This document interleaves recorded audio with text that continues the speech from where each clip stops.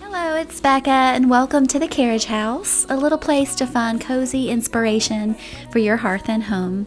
I'm in my farmhouse on this wintry afternoon on the northern plains of Iowa. It's really nice to be with you today and hoping all is well. It's almost Christmas, so I'm just at home preparing and doing little things around the house. I'm going to be making warm gingerbread cookies. I'll be putting together winter care bags. So I'd love for you to stay for dinner because I'm making delicious zucchini raviolis, which is perfect for the holidays. So I'm really glad you've stopped by for a visit here at my home, the Carriage House. So right now I'm making sausage balls to take to a neighbor. This is a southern recipe that has been in my family for so long now. We always make either these or cinnamon rolls on Christmas morning, but they're really easy to make. By the way, I will leave all these recipes from this video today down below.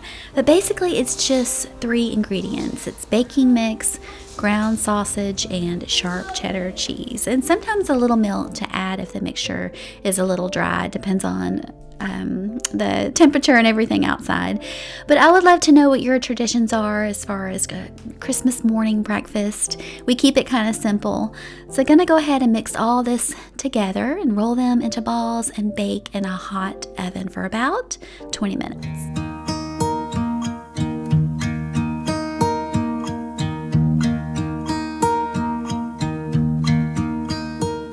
Should old acquaintance be forgot and never brought to mind?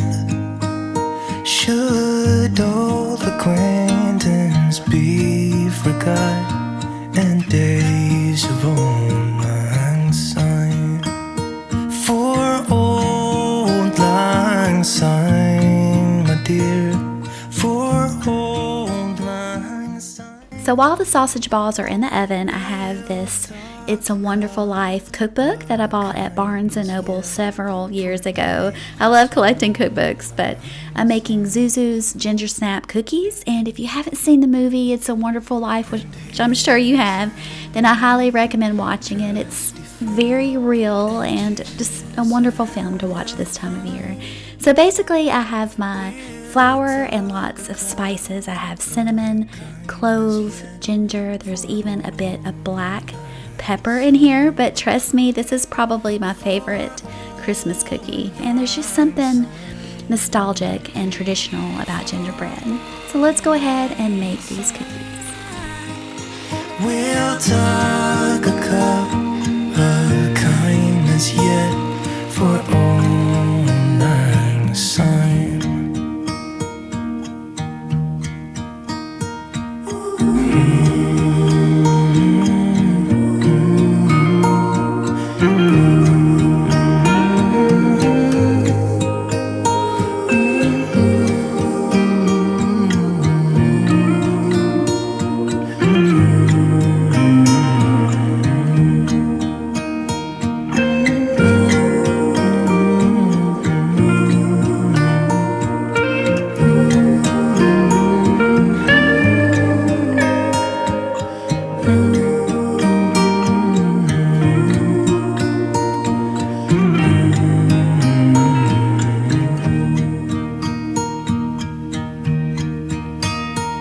Should old acquaintance be forgot and never brought to mind? Should old acquaintance be forgot and days of old lang syne? For old lang syne, my dear, for old lang syne. We'll talk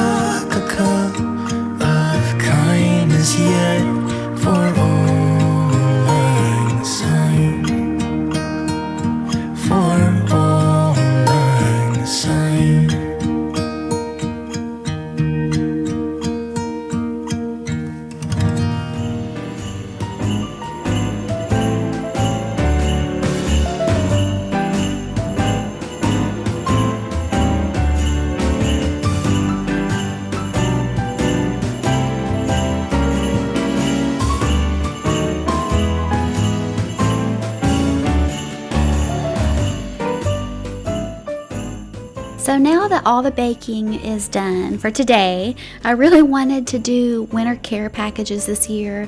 So my husband went to the store and got socks, gloves, water bottles, hand warmers, and beef jerky sticks for protein. And I do have one water bottle for each package, but there was a little bit more room in the bag, so I did end up adding an extra water bottle. But these are nice to keep in your car, and whenever you see someone who may be in need, then these make great offerings and will provide warmth, comfort, and encouragement for your person.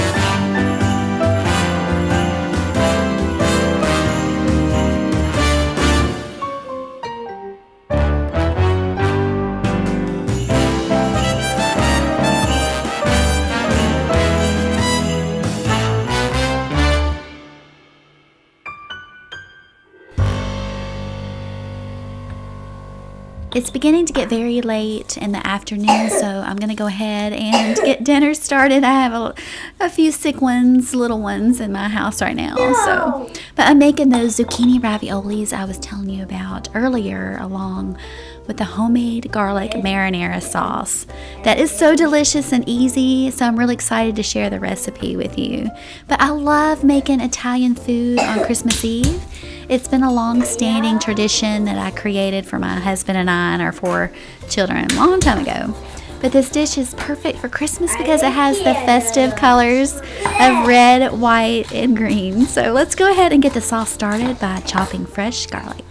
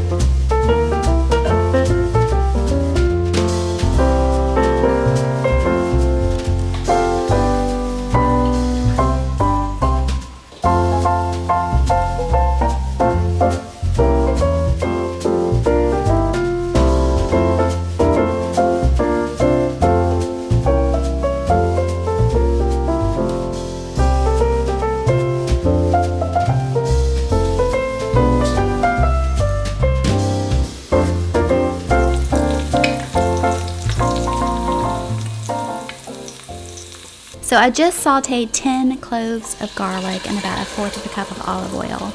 And it smells so comforting and heavenly in here with just 2 simple ingredients. And again, I will leave these recipes down below. And now I'm adding a very important ingredient, which is canned whole San Marzanos, and I'm using the Cento brand, and I just did a light crush of them in my hands, and then I add kosher salt and freshly ground pepper. In the summertime I would definitely add fresh basil to this, but it still tastes delicious without it.